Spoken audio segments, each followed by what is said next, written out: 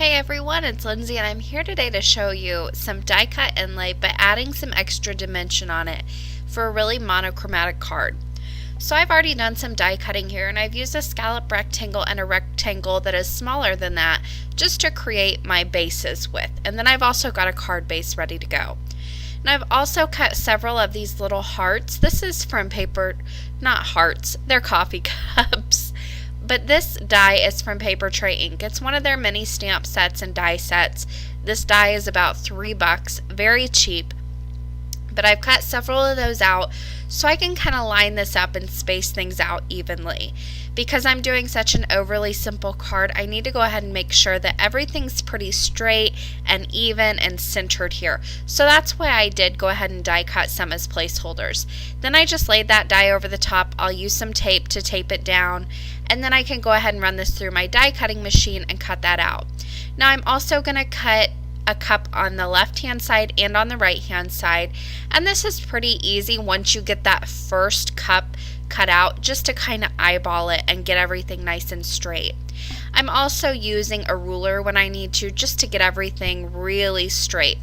I'm also going to cut one right underneath that, and I always like to start in the center just so I can then use my sides kind of as my go-to points, so I can kind of space them up. Then I'm just going to run that through again and cut one on both the left and the right side on the bottom now. Now I also need to go ahead and cut 6 cups from red cardstock. So this is a lot of die cutting for this card. That's pretty much all it is. And then I'm going to cut 6 from craft cardstock. Now whenever I also did my die cut on my rectangle, I saved those white cups too, and I'll use those here, and I'm just going to cut the top off where the lid is. So I'll go ahead and use my scissors just to cut each little top off. I've got my red ready to go there off to the side, and I did go ahead and cut a few extra too while I had my die cut machine out, just in case I messed anything up. Now I use the stamp set just to stamp one of these out onto a white cardstock, and then I cut out the little holder for the cup just so I would have a nice guide. I'm going to hold this up to my craft cup, and then I'll cut right up next to that, just so every little holder that I cut out is the same size and they're going to be placed the same on the cup. I don't want the actual stamp part on these cups, but I did want to make sure that I didn't have one little holder that was towards the bottom of the cup and the next one be towards the top. Some would be smaller, some would be larger, so I just like to use this stamp as a guide here. So once I finish cutting all those out, now it's time to do some drawing on my cups here.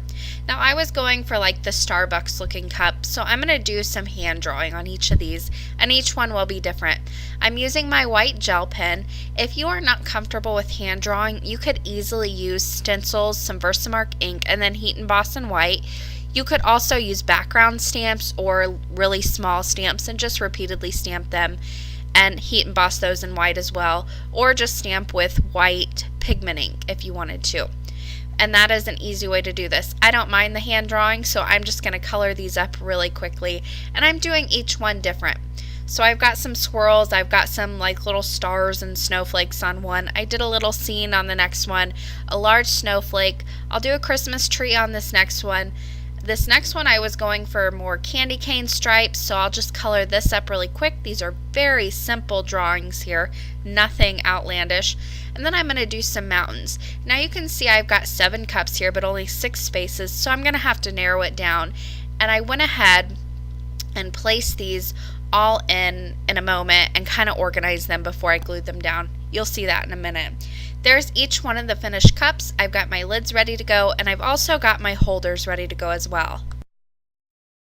So now that I have every aspect ready to go, it's time to start putting it all together.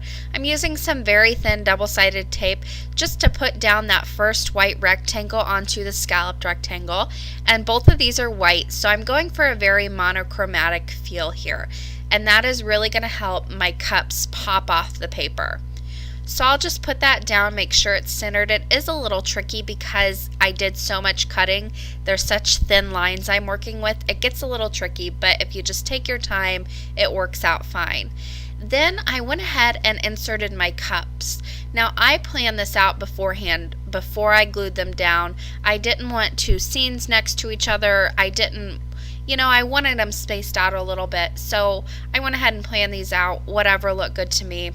Then I just put some double-sided adhesive on the back of them. I'm going to go ahead and stick these in their little slots that are cut out, and they fit nice and snug in there. Now I'm going to use some fun foam and double-sided adhesive just to pop up these craft cup holders that I made. Now you could also do some coloring on these if you wanted to. You could do some stamping as well with a green or black ink. That would make them look more like actual Starbucks cups. However, I kept mine just plain and simple.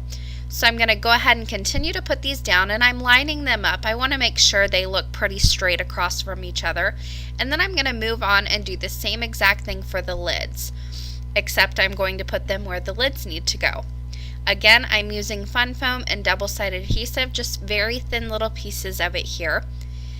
And I'll just place these on. Now, if you are going to mail this, I would highly suggest putting some really strong adhesive underneath these. I'm just going to hand deliver this card, so it's not a big deal to me, but you might want to do just a little bit stronger adhesive for these items that are going to be popped up. That finishes off that panel of the card, and then the only thing left to do for this panel was pop it up onto an A2 top folding white card base that I had made. And I'm going to pop this up. Again, I like to use fun foam and double-sided adhesive, and then I just want to make sure it's going the right way, and then I'll go ahead and pop this up and center it on top of that card base. Now, I did not put a sentiment on the outside of this card, so I'm going to use this large bold Christmas sentiment. Again, this is from Paper Tray ink, and I'm stamping this down with some red dye ink right on the inside of the card. And that finishes off for today. I hope you guys enjoyed this coffee-inspired project, and I hope that you too will do some die cut inlay with some added dimension for a little bit more fun. As always, I will leave you guys with this close-up and just a few pictures.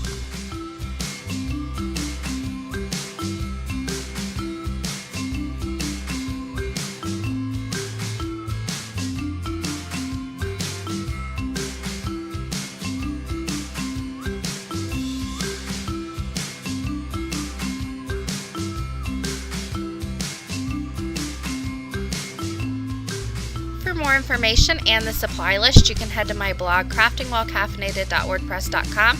The link is in the description box below. Thank you guys so much for watching today, and happy crafting!